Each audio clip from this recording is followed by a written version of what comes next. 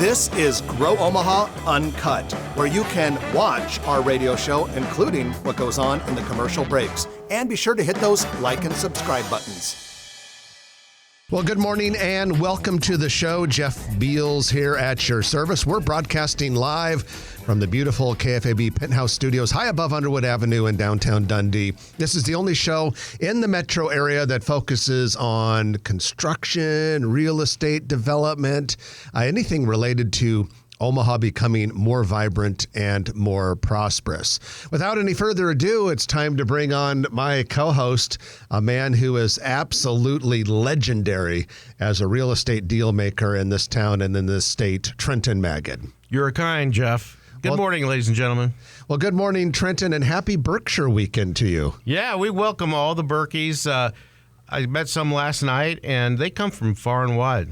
You know, it's kind of one of Omaha visitors. You know, the Convention and Visitors Bureau here in Omaha has two Super Bowls, and this is one of them. The College World Series being the other Super Bowl that we have. But as your crack reporter and humble correspondent, I did my duty this morning, and I got up early and I drove around downtown and I took in the sights. And as usual, the throngs of people were heading into the CHI Health Center Omaha. The hotel shuttles were going back and forth. Weren't quite as many protesters this year as usual. Gotta say, I was a little disappointed by that. But there was the obligatory, those sign trucks that have the electronic signs. Yes. One was blasting capitalism. And of course, the ironic thing is the organization that paid for that, which is a form of capitalism. But it looked like a big crowd and big line for the movie. Big line for the movie. Brad Williams took a nice photo this morning. That's on the Grow Omaha Facebook page if you want to see what some of the action looked like there. The meeting goes on pretty much most of the day today. Only a little part of it's the actual meeting. Most of it is Q&A. And, of course, big change this year. Last fall, Charlie Munger died just a few days short of his 100th birthday, Warren Buffett's longtime vice chairman. And the two of them would always be on stage together. Well, this year it will be Warren with his two vice chairmen, Greg Abel and Ajit. Is it John? Greg Abel's the head of the non-insurance entities within Berkshire, and Ajit is in charge of the insurance industry. So those three will be taking the questions. Yeah, the boon to the restaurants all over the city, and these guys are asking me what my favorite steak place was. And what'd you tell them? Well, I gave them a few options. You don't want to say. Brother Sebastian's ranks way up there, I think, and they knew that name already, and a few of the obvious ones, and so. People do their homework. Brother Sebastian's, Mahogany would be up there. Yeah, the Drover. Drover is up there. 801 is up there. There's a lot of good steak places in our town. And they're all, of course, Warren Buffett likes Garot's. Yep, and they're all full. And Garotz says that this is their Christmas. So another one of their Super Bowls. Absolutely, but just the press that Omaha gets, and I think CNBC is broadcasting live. They are. Yeah, and I don't remember that happening in the past, but maybe it did. They've done that for a few years. They haven't always done it, but they've done it for the last several years, and they always have correspondents here, and then I think some of the other, obviously the Wall Street Journal, the New York Times, Fox Business, so many of the publications that cover business news are here. I'm sure Bloomberg is here in force, and so it's a great day for Omaha. It's a great day for business in America, and we're so excited that our town gets to host that Woodstock for capitalists. We've got some good news at Omaha, at Grow Omaha. We're really growing. We're going to have some announcements coming up pretty soon for some new ways that we're going to bring more news and more content to you. But as part of our effort to grow, we have brought on a couple of new reporters, and we want to welcome Isaiah Ong and Nicole Bunjan. Isaiah is covering a lot of our construction and planning board and building permit news, a lot of the real estate development news. And Nicole Bunjan is covering our restaurant and retail news. And so we're excited to have those two outstanding people with us part-time.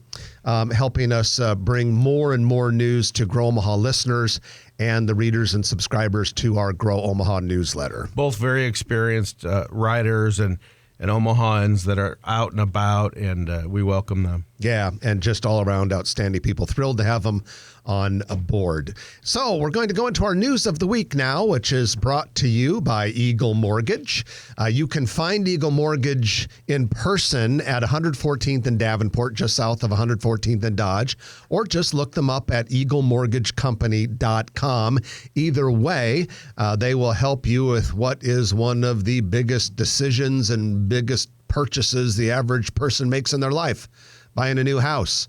And if you are thinking about getting your piece of the American dream, or a newer, nicer, bigger, or downsized version of the American dream, one of the first things you want to do is call Holly Schneiderwin and her team members at Eagle Mortgage. Doesn't matter what type of loan you want. They do almost all of them.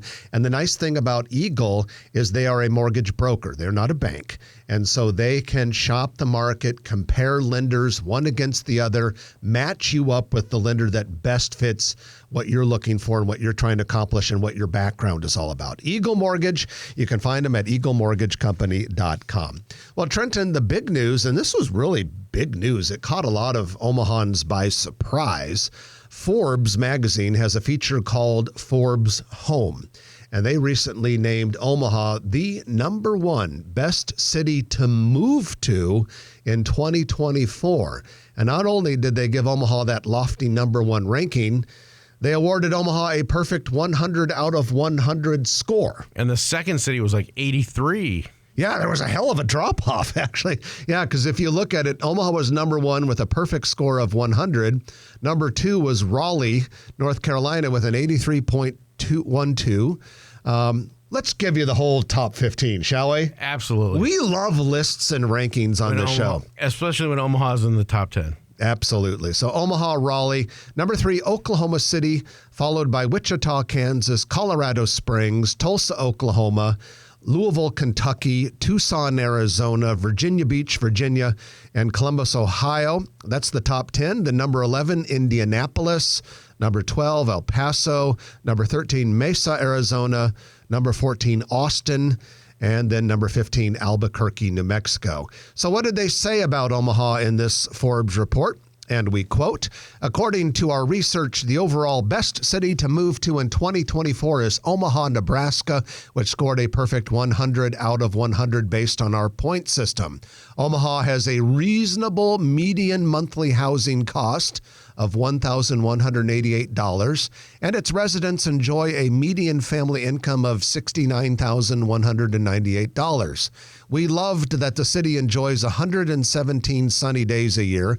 I'm thinking that's perfectly sunny days, because sunny days were well into the 200s. Yeah. Little bastards. Okay, but at any rate, we have an impressive 98% employment rate, emphasizing the city's strong job market and abundant opportunities for those who value career advancement. As far as safety is concerned, Omaha has a fairly low crime rate, with only 40 out of 1,000 residents being impacted, showing the city's commitment to keeping homes safe and secure. Say a few other things, but one of the things that did jump out at me a little bit in the last paragraph, I won't read the whole thing, refers to our enjoyable climate. Yes.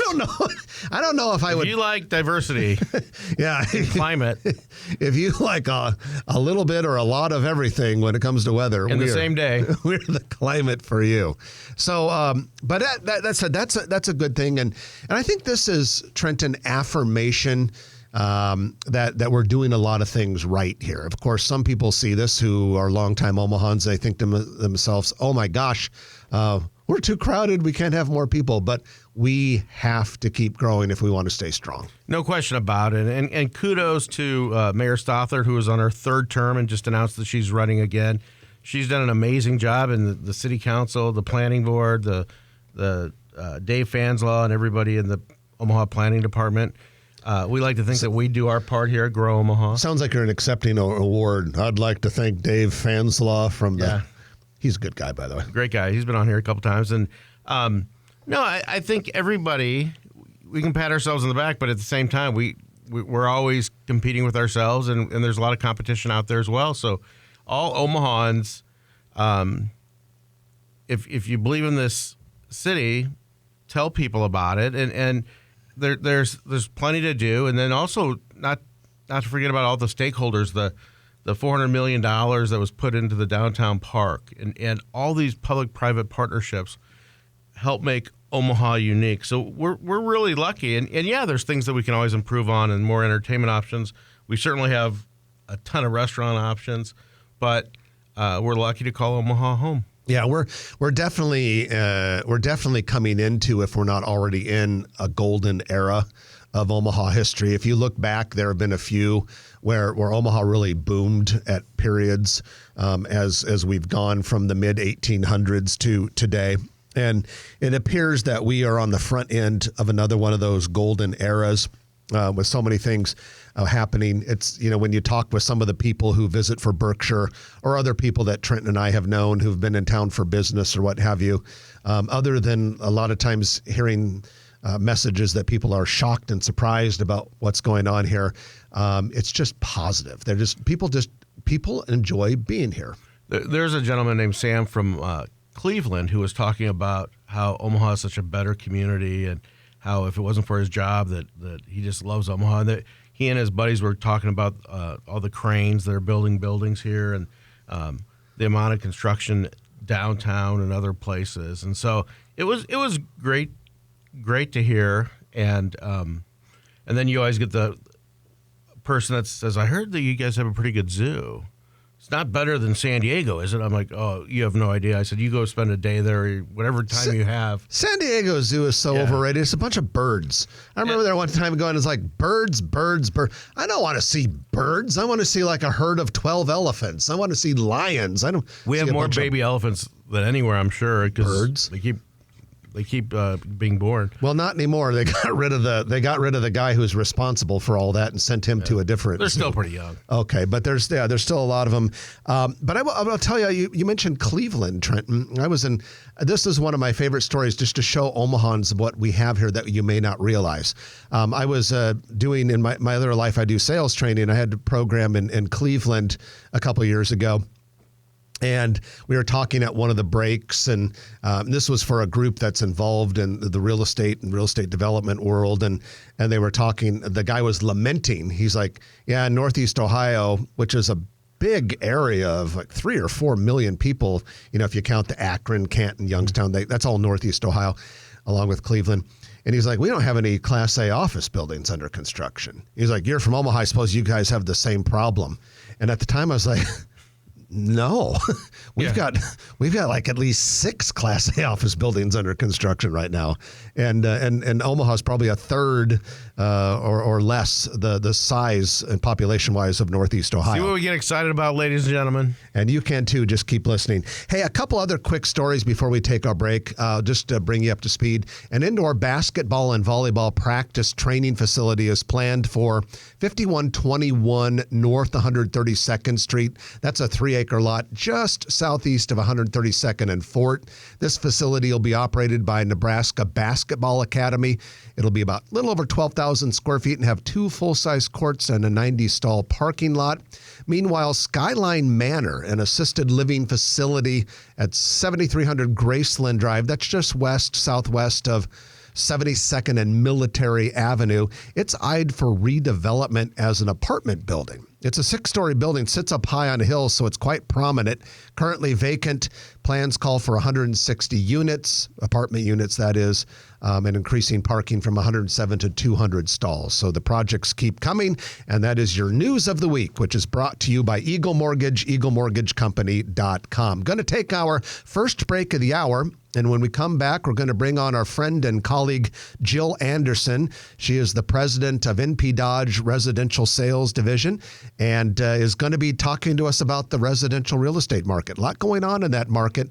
And don't worry, we will ask her about that National Association of Realtors settlement that affects real estate commissions. So you don't want to miss any of this. You're listening to Jeff and Trenton on Grow Omaha, brought to you by Dingman's Collision Center and Cheer Athletics on News Radio 1110 KFAB. Did Deb sell that lot for that basketball thing? I don't know this one watch you yet. That might have been Debs. Yeah. That might have been Debs. So it's so funny to hear the people that think that sellers are going to save money or buyers are going to save money. And the bottom line is that I think is that sellers, agents, and sellers depend on buyers and buyers' agents to bring them deals. Absolutely. Why would you cut them out? And that's the problem. I mean, we know this. The media just took it and spun it. Clickbait. And people are like, yeah. I mean, So stupid. all these college protests wouldn't exist if. I mean, I know it's impossible achievement, but if media weren't such prostitutes on getting viewers and everything else, the media is the one that's fueling it. Yeah. I agree. If they wouldn't cover these protests and stuff, they wouldn't exist. Why would it be fun? Is they? I think any not just like what's going on these college campuses, but I think going back to decades and decades ago, media covering protests is an example of lazy journalism. Because if you think about it, protests are not news. They're only news if, I hate to say this, but they're only news if someone gets killed or like a building burns down. Or other than that, a protest is not news. They happen all the time, and they're manufactured. They're manufactured for the express purpose. Just of now they're news. so organized and funded. So when the media do that, they're basically discrediting themselves by covering a fake news story that's manufactured. But they do it all the time because it's easy. They don't have to come up with a Well, now there's 24-hour They don't news have and to hunt it down. Sure. You just put the camera there. Someone makes an ass out of themselves. It makes for a good story. But the same memes, the same reels, and everything. Like, how many times do you guys get the same thing from 5 different people, or you just see it on Facebook, or people love?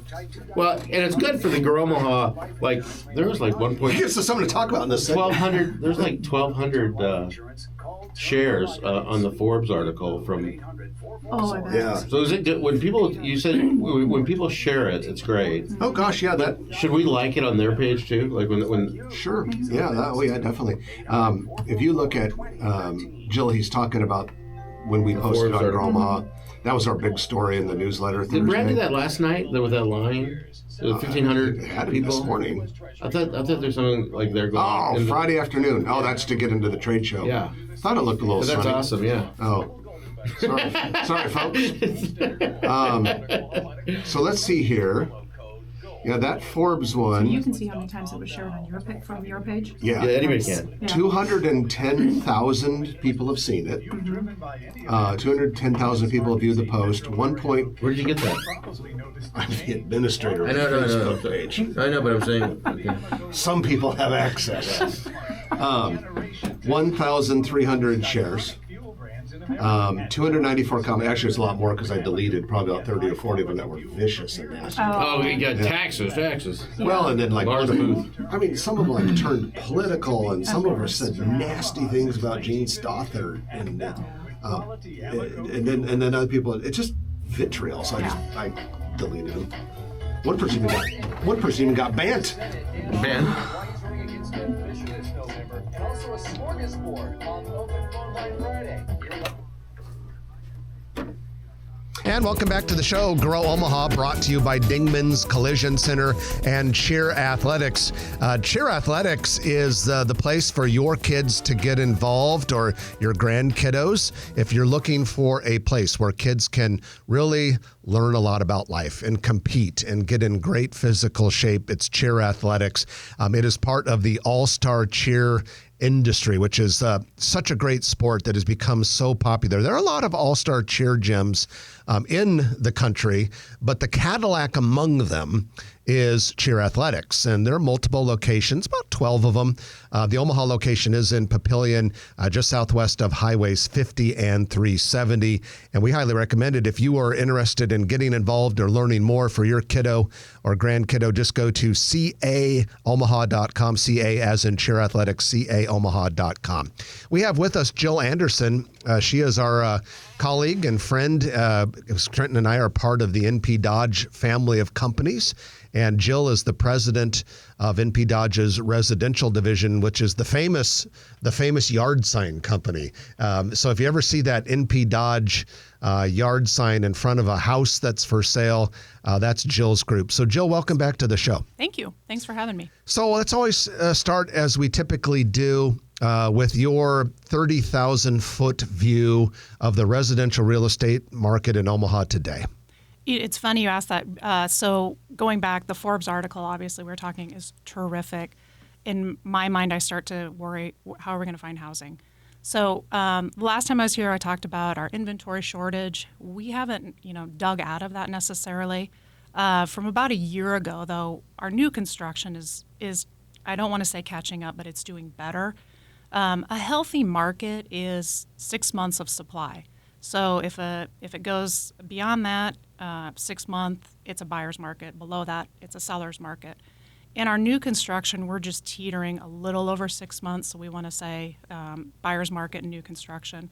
But for existing houses, we're still low. We're just over a month of supply. The tornadoes last week didn't help either. No. And, our heart goes out to anyone affected by those.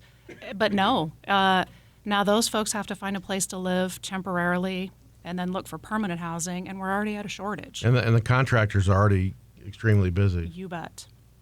Yeah, because if I understand correctly, about 200 houses were either destroyed or damaged to the point where you can't quite live in them right now. Right. That hurts. That hurts a lot. Absolutely. Jill, how are prices these days? How are offering prices, sales prices, and what's changed there? We're still seeing increased prices. Now, in the heart of the pandemic, we were starting to see some prices, up by 10 to 15%, which is unknown in our market. We're starting to level off back into that, 4 to 5%, which is year healthier. over year. Yes, which is healthier, and that's more of the norm. But it's still hard to say. Our existing sales price right now is right at $314,000. That's a tough pill to swallow if you're a first-time home buyer. And you're coming in and, construction prices are higher, interest rates are higher, insurance is higher, and you're looking to buy your first home or even go resell and buy a new home. There's a lot of considerations that you have to take into account, and it's just putting pause on some folks, in their minds going, you know what, maybe I'll just stay and remodel and see what happens in a few months. What I've heard and read is that older, say, empty nesters that are in these big houses, they don't need bigger houses, but if they downsize, they're basically spending about the same amount of money to or more to downsize, and so they just stay with a bunch of empty rooms, and their kids and grandkids don't visit as much as they could. Yeah, no, you're exactly right, and I hate to say this, I just went through a remodel, which it's never fun to do that, and then when you think about, well, if I want to downsize, I'm probably going to look, like you said, maybe for a home that's a little less expensive, but I still want to bring it up to speed. I'm not saving any money. So that's what's going through people's minds too. Well, and I know of a lot of people, at our age, the age Trenton and I are, the kids have moved out and they are looking to downsize the amount of square footage, but they want more features. So yeah, you may want less square footage, but you want the latest this, the latest that. You always want this one thing in your house that you never had when the kids were there and you wished you could have. Well, and then you want newer. So your smaller house is going to cost a lot of money. Right. Jill, what about competition for houses? A couple of years ago, we were hearing the stories of people practically clubbing each over the head trying to get the house that they wanted to buy. What's the situation there these days? We're still seeing multiple offer situations in that price range. I'm going to say, right, that 300 to 400 price range. And of course, it's all going to be dependent on condition of the house, location. But if it's priced right and ready to sell, we're seeing multiple offers. Where they're sitting a little bit longer is that higher end price range. And again, I want to go back to putting it into reality. Last year at this time, our average days on the market was right around 11 for that price, the price range that we're seeing multiple offers. It's moved up closer to 26 days on market, which is still fantastic. Why is that?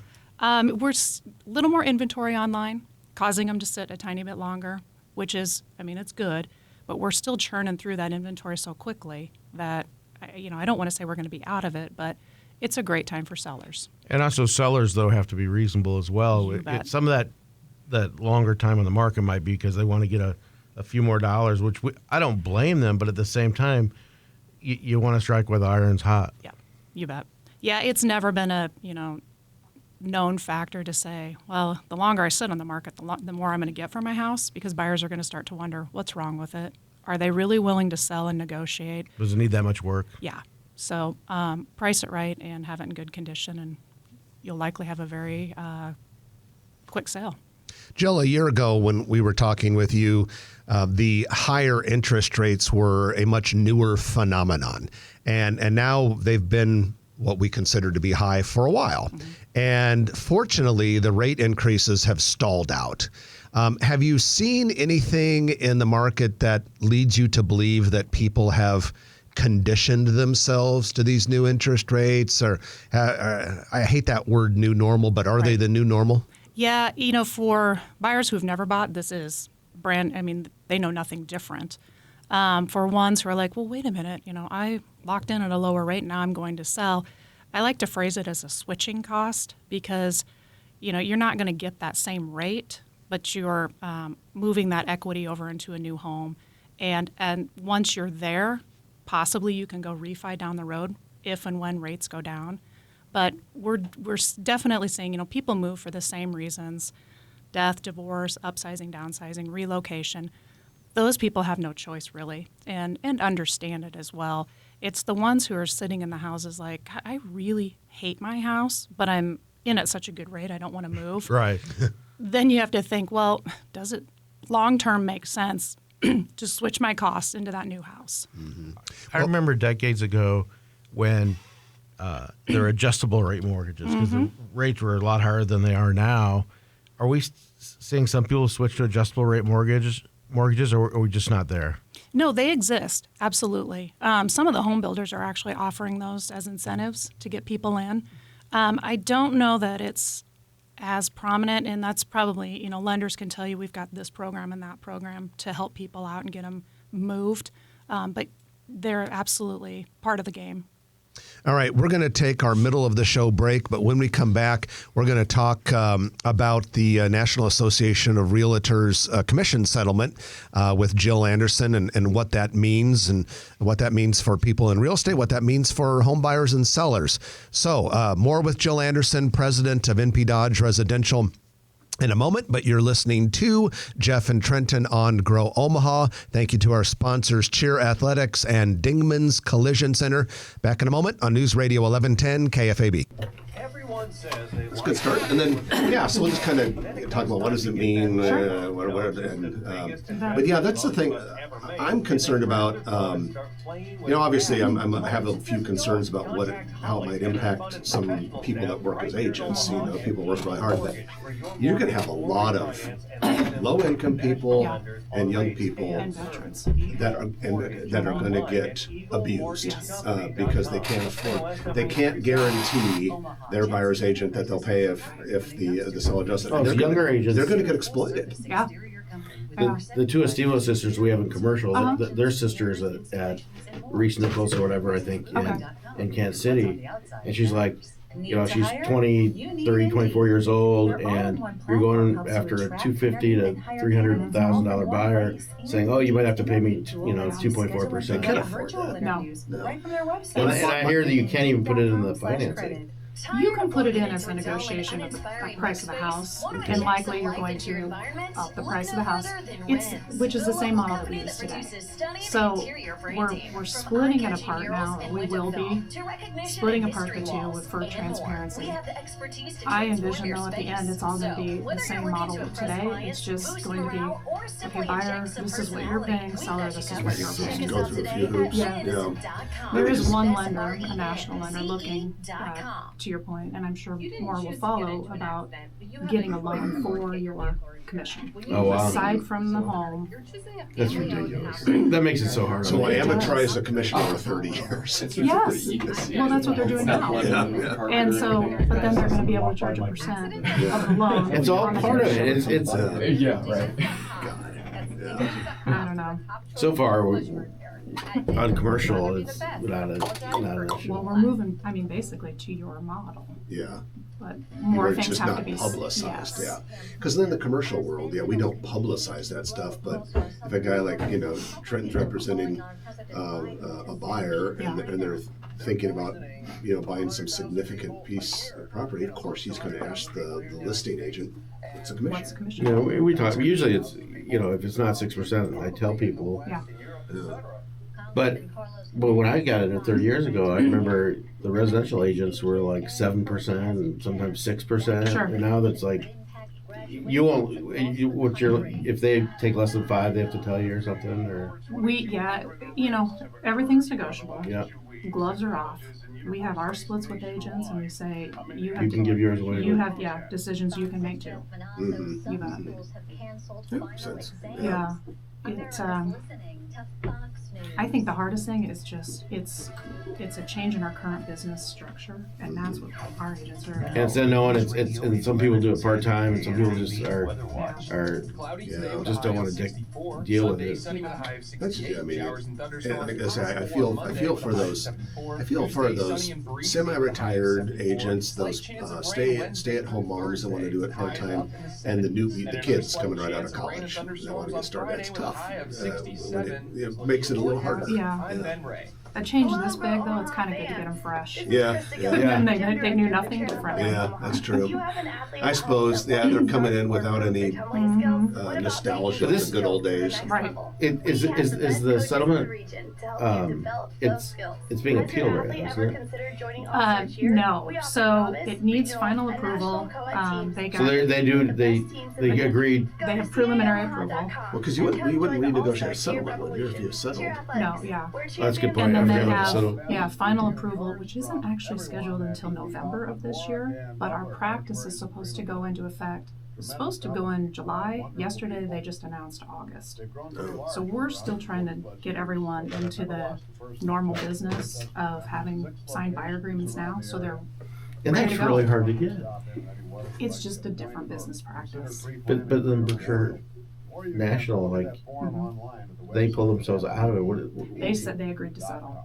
Oh, they did? Yeah. Was that recently? Yeah. The last week or something? Yeah, it was I think last Friday maybe. Oh, I'm trying to okay. remember. So is that over and above what's the settlement number now? So the settlement number Yeah. is $418 million, and that's for companies that did under $2 billion in volume. Okay. So anybody over $2 billion in volume had to either agree, hire their own antitrust attorneys, or they could hire mediators. And Berkshire was one of the larger. There were 90-some companies originally, and some They're started. qualified for Yeah. that? Wow. Over $2 billion? I had no idea. And because Berkshire's the biggest name. Yeah. We were rooting for them. I mean, keep fighting the fight, and then I think they just decided we're not, going to keep spending money. And that's $2 billion. Okay. That's $2 billion in commission revenue, not that's Well, yes. home sales. Yes. But it's total commission revenue for the company. It doesn't count what the company got. It's Home sales. Okay, home So Right. that's why there's 96. That's okay. Yeah. So, so who gets, besides the trial attorneys and the class action attorneys, They're always the winner. the sellers, but for the last how many years, and how do you know if you get $72.47? Exactly. Yeah, I was thinking more in the $5 range. If This they is by had, attorneys and for attorneys. if they had thrown their name in, if they were part of these class action lawsuits, there were about 23 lawsuits total that this will be spread amongst after the attorneys get their cut. And then you have to collect it, you have to apply for it. Free never sounded so good for music, sports, talk, and podcasts. Grow Omaha is brought to you by Cheer Athletics and Dingman's Collision Center, which has 4 metropolitan Omaha locations, 120th and Maple, downtown Papillion, Midtown along Saddle Creek, and at 144th and Industrial Road. Any one of those locations does a great job, whether you need to get a paint, you get your paint repaired from scratches or dents, or if you need full big-time body Paintless work. dent repair. Paintless dent repair, they do it. They even have mechanical services. Dingman's family does such an outstanding job of making those vehicles good as new and treating customers like gold throughout the whole process. And I can tell you, they do such a good job of communicating with you. Because when your car's in the shop, you want to know, how's it coming? What's the progress? Dingman's keeps you informed. They do such a good job of communicating. Dingman's Collision Center, sponsor of the Grow Omaha radio show. Before we get back with Jill Anderson from MP Dodge, though, we do have our commercial real estate development spotlight the week. It is brought to you by Noddle Companies, noddlecompanies.com. At Noddle Companies, they are building up Omaha. And, they're famous for a lot of things. One thing would be headquarters buildings. That Valmont headquarters building in Heartwood Preserve that opened a couple years ago. Noddle Companies development. HDR headquarters. That's the global headquarters for HDR, one of the nation's top 10 architecture and civil engineering firms right there at Exarban Village. Noddle Companies did that. Valmont, by the way, is a Fortune 1000 company. So they can handle those, but they're also famous for places. Noddle Companies has designed and developed Exarban Village, River's Edge, the Builders District downtown. And let's kind of talk a little bit about that Builders District downtown right now. Coming together. It is looking great. In fact, this morning, when I was driving around taking in all the Berkshire hullabaloo, I went through the Builders District, and as we've reported in the past, they're building a public amenities space, kind of a private but open to the public park, if you will, somewhat similar to that little park area north of HDR at Exarban where Sonny's is located. A lot of stuff like that. That is coming along fast. Big construction progress on that this week, and so we should be able to. I'm thinking we'll have people enjoying that public space later this year. And that is your Noddle Companies commercial real estate development spotlight of the week. If you want to learn about Noddle Companies, it's really easy. Got a Facebook page or go to noddlecompanies.com. Well, we have Jill Anderson with us. She is the president of NP Dodge Residential. And Jill, we want to talk to you about the National Association of Realtors. This has been in the news quite a bit. Lawsuit over commissions eventually led to a settlement, and it has a lot of people who are either home buyers, home sellers, or just curious onlookers wondering what on earth is going to happen to the residential real estate market. Sure. And maybe I'll give a high-level overview of what got us here. Great. So March 15th, NAR agreed to a settlement of $418 million, and that was really in the wake of a lawsuit that started last year, years before, but ended last year in October with home sellers in Missouri. And basically they were saying, hey, you know what, we paid too much in commissions. We didn't know that we were also paying the buyer's agent commission in our sale. So after that closing of that lawsuit, there were immediately copycat lawsuits that stemmed across the United States and included the National Association of Realtors and several other brokerages. So originally we thought, hey, we're just going to fight this and keep appealing. And then as it came down to look at all the money that's going to be spent in attorney fees, and this could go on forever, NAR did decide they were going to settle. So it's still a proposed settlement. They did get preliminary approval on April 23rd, looking like it's going to go into effect. And with that payout, they also agreed to a couple of major changes that will happen in the residential real estate realm regarding commissions. The main ones are, and we'll always say it, commission is fully negotiable. When you're sitting down as either a buyer agent or a seller agent, it's negotiable. That hasn't changed. But whether the seller does agree to wrap the buyer agent commission in with theirs, at the beginning, I should say, that's no longer going to be posted in the multiple listing service.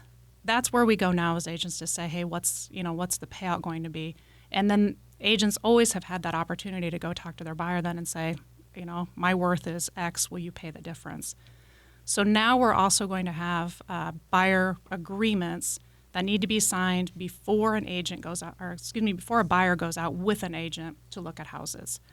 Main thing there is, I might say, you know what, guys, let's go look at a couple houses. We'll sign this agreement for a 2-day trial, and I'm going to see if I like you, and you're going to see if you like me. But when we really start working together, I'm going to dedicate all my time to you. I'm asking you, you're not going to work with any other agent. And at the end, if a compensation isn't offered up front by the seller and I can't get it negotiated into the offer, are you willing to pay me before closing?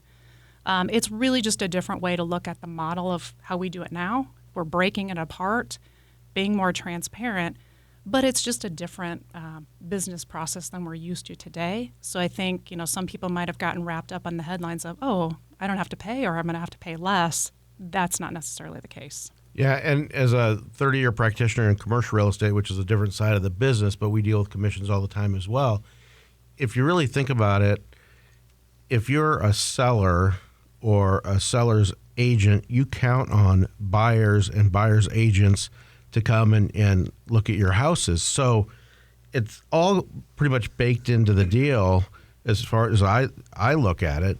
And really, everybody's in it together. There's clear division of who represents who. And if the commission, if it gets split from the listing agent to the buyer's agent, that's part of the deal. But to we'll see how this plays out. But it's I think you explained it very well. But it adds a lot of work and it adds a lot of confusion, especially at the beginning of this process. And my concern is that it was much to do about nothing, that trial attorneys and class action attorneys saw an opportunity to rile things up. And so let's see how it plays out. Right. And we were kind of talking during the break.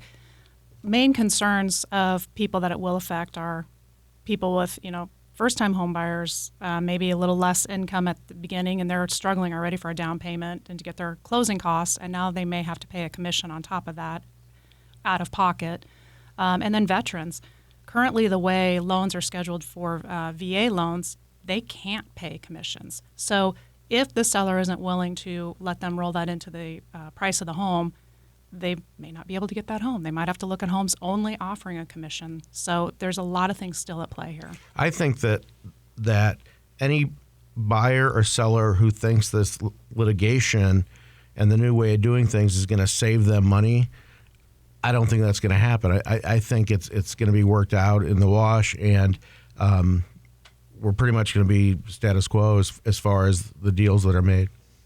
I would definitely like to agree with that. We'll see. It's a new landscape for us, but that is our hope too.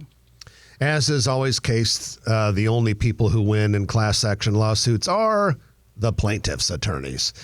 Jill, before we let you go, looking in your crystal ball, next 6 months to 12 months, Omaha residential real estate market, what's coming down the pike? It's going to remain strong. And as I kept alluding to earlier, it's a price war and a beauty contest. You got to have the house priced right, looking great. But there's no reason to be afraid of the interest rates. They are what they are. They're not going down. They might notch up a tiny bit, but it's still a great time to buy. It's still a great time to sell.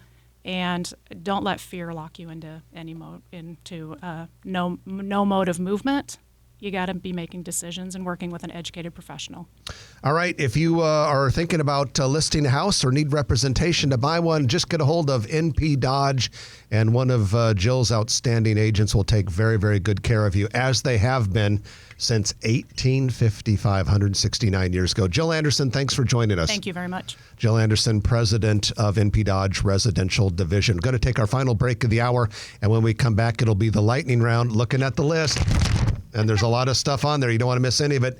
You're listening to Jeff and Trenton on Grow Omaha, brought to you by Dingman's Collision Center and Cheer Athletics on News Radio 1110 KFAB. Well done. Well said. Yeah. Well said. Planning to two weeks. Okay. No, it was really good. I think that's the best explanation I've heard of it. Okay. And We're going to be pretty tight on time, right? a little bit. About 3? All right. 3 minutes? No, we kept going down. me see. When they come back, 3 or 4? We got 2 minutes left of this break, and we are out at 57:46. So, Okay. yeah, About 4? about 4 minutes. Ah, we can do a lot of damage in 4 You can minutes. stick around, or you can. Oh, look, do you mind? I love the speed round. Yeah, although the behind the scenes. Yeah. This is how the sausage is made. Yep. Bet. Thanks for saving me at the door. Oh, sure. So I looked, I'm like, he's not going to get back in. Yeah, I did. No, Jill, I thought that was perfect. What happened?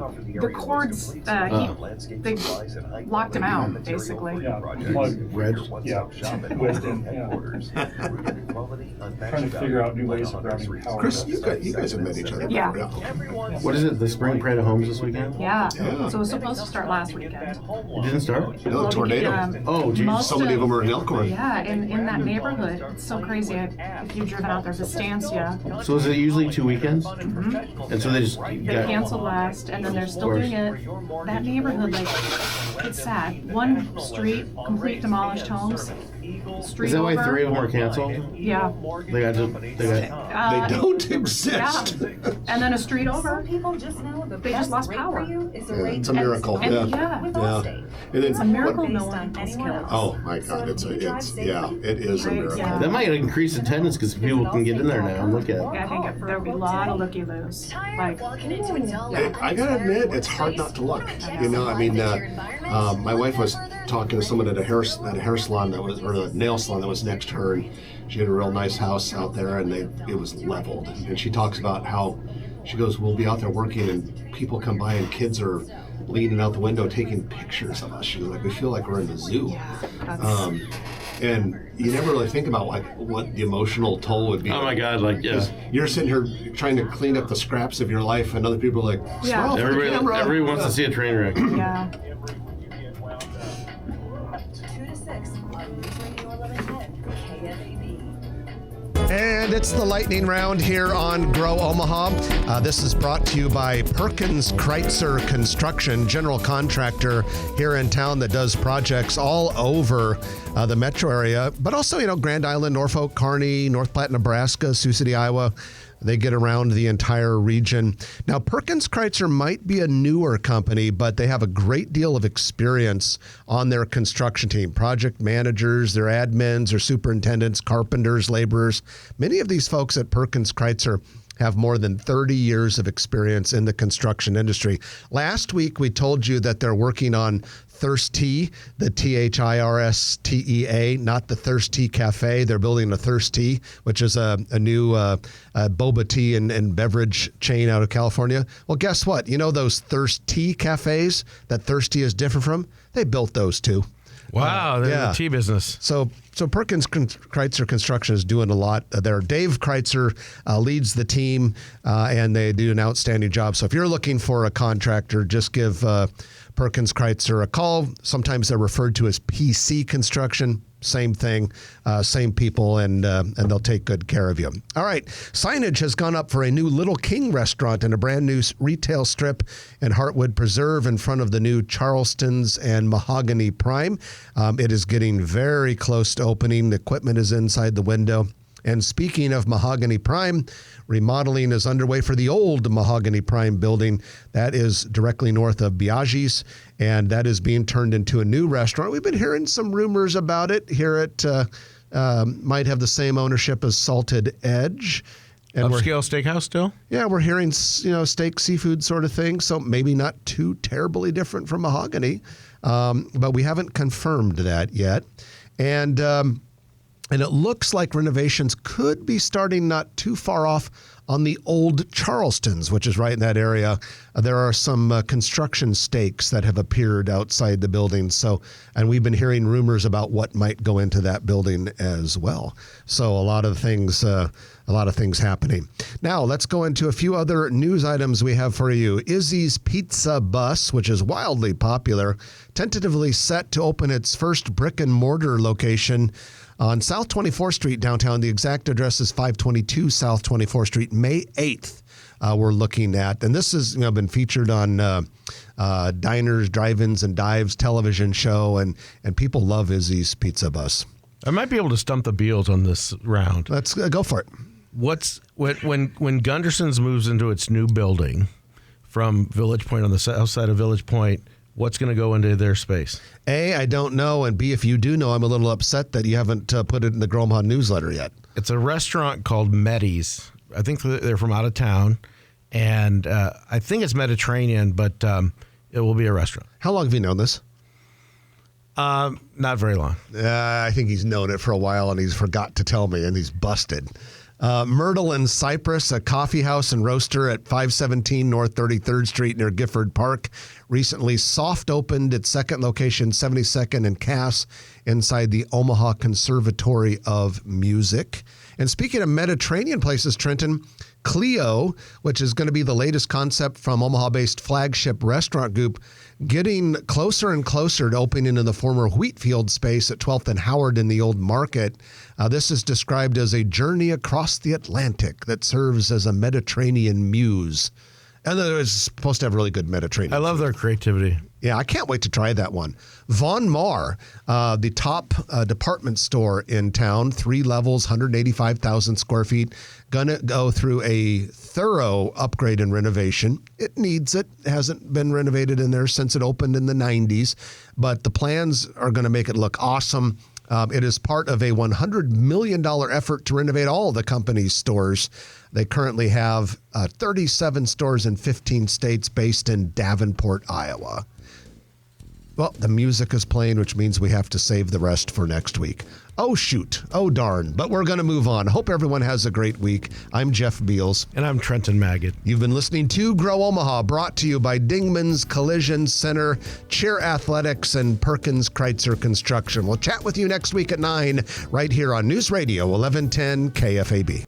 If you like this video, be sure to hit those like and subscribe buttons. And remember, Grow Omaha is not just media. This is a mission. We are trying to build up Omaha and make it an even better place. We can only do that with your help. Share this video with your friends, neighbors, and family.